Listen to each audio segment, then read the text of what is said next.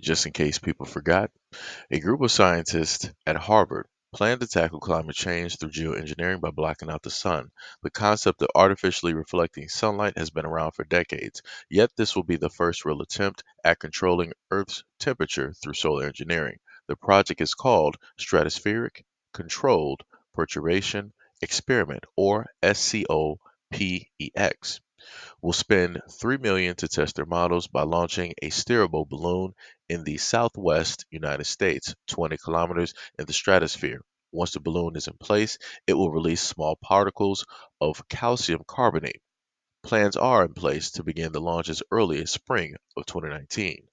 The basis around this experiment is from studying the effects of large volcanic eruptions on the planet's temperature. In 1991, Mount Pinatubo in the Philippines erupted spectacularly, releasing 20 million tonnes of sulfur dioxide into the stratosphere. The sulfur dioxide created a blanket around the Earth's stratosphere, cooling the entire planet by zero point 0.5 Celsius for around a year and a half.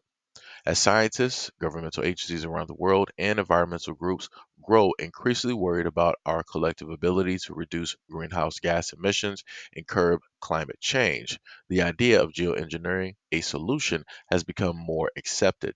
The ultimate goal is to reduce the warming on Earth.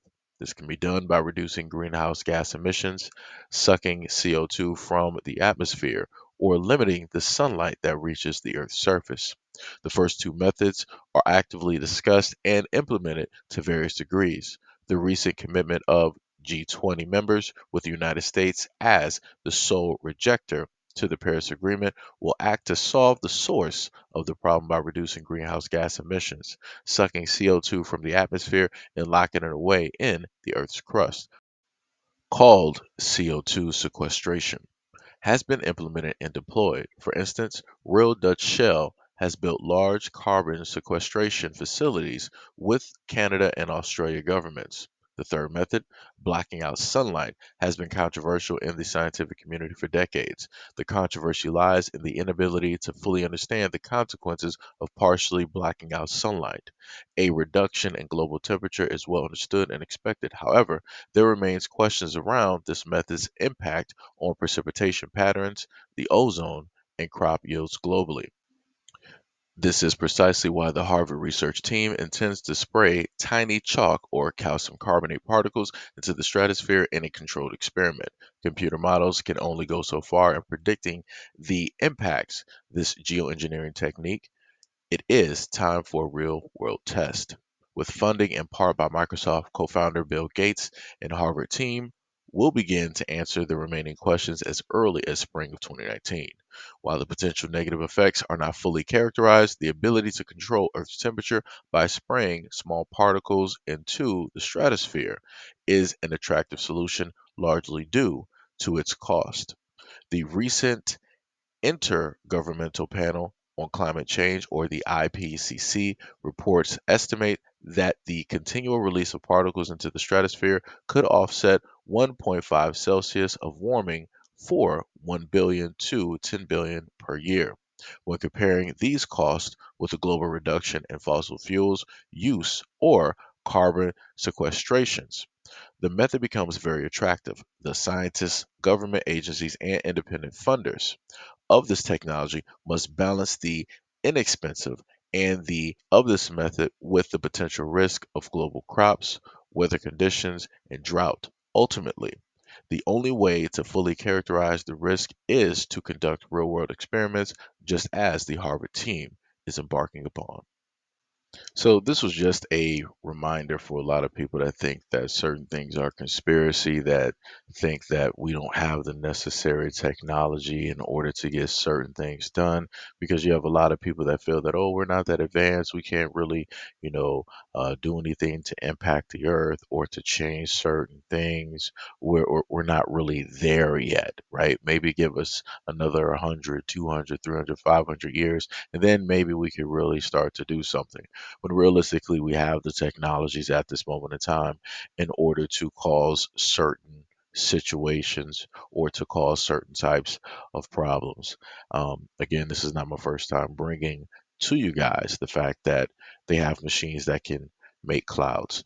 I've covered stories where they've talked about cloud seeding, where they will put certain types of metals directly into clouds, seeding them so that they can rain or so that they can form snow once they pass over a mountain region. I've also covered other stories where they've talked about using seeding in order to steer storms into a certain type of direction, such as hurricanes, tornadoes, thunderstorms, and things of that nature. So, again, they stated clearly to you in the article that they don't know the full on effects of what would happen if they were to start to block out the sun even by the smallest amount. They don't know the type of damage that it will cause. They don't know what it would specifically do to the crops.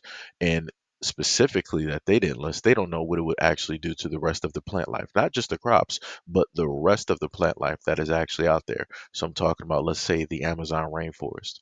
What would it do to a lot of the tropical regions that we know that normally get a lot of sunlight, and they need a lot of the sunlight in order to facilitate that type of habitat for both the insects, the wildlife, the rain conditions, both in the river and the ground and the air as well.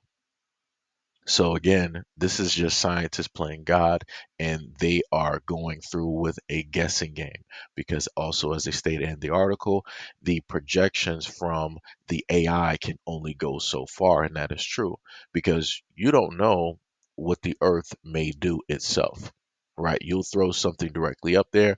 The Earth is like, wait, this doesn't feel right.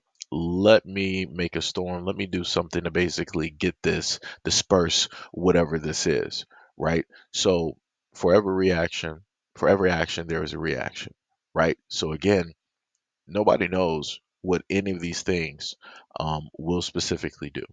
And none of these scientists can directly tell you how it is that the Earth will react to a lot of these things taking place and transpiring. So again, I want people to be aware of what it is that you have a lot of these quote unquote big wigs, a lot of these quote unquote geniuses, a lot of these tech companies and these rich people, what it is that they are specifically trying to do. They are experimenting on the planet. They're experimenting on all of us. And they don't know what damages will happen once they do it. And they don't even know if they would be able to reverse it as well.